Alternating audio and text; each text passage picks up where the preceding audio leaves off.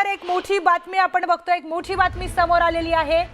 तर संजय राऊतांनी संजय दीना पाटील यांच्यावर ट्विट करत हल्लाबोल केलेला आहे। ही मोठी बातमी आपण बघतोय। शिवसेना उभाटा पक्षाचे नेते संजय राऊत यांनी ट्विटच्या माध्यमातून संजय दीना पाटील यांना उत्तर दिलेलं आपण पाहतोय। कशा पद्धतीने त्यांनी संजय दीना पाटील यांना उत्तर दिलेलं आहे।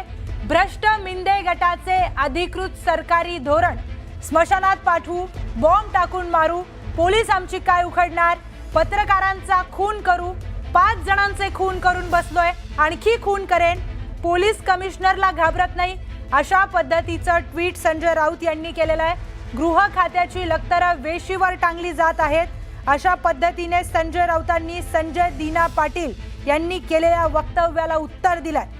भ्रष्ट मिंदे गटाचे अधिकृत सरकारी धोरण हे आहे असं ते म्हणालेले आहेत। स्मशानात पाठवू, बॉम्ब टाकून मारू, पोलीस आमची काय उखडणार, पत्रकारांचे खून करू, 5 जणांचे खून करून बसलोय, आणखी खून करेल, पोलीस कमिशनरला घाबरत नाही आणि त्यांनी त्याचबरोबर पोलीस कमिशनरला टॅग देखील केलंय।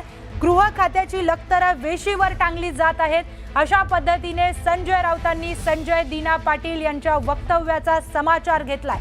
संजय दीना पाटील यांनी पत्रकारांना अर्वाच्य भाषेत शिवीगाळ केलेली आहे।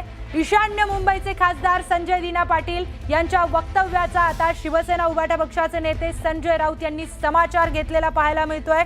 स्मशानात पाठवू, बॉम्ब टाकून मारू, अशा पद्धतीची भाषा संजय दीना पाटील यांनी केली आहे। तर संजय राऊत यांनी ट्विटच्या माध्यमातून या सगळ्यांचा आता समाचार घेतल्याचं पाहायला मिळतंय।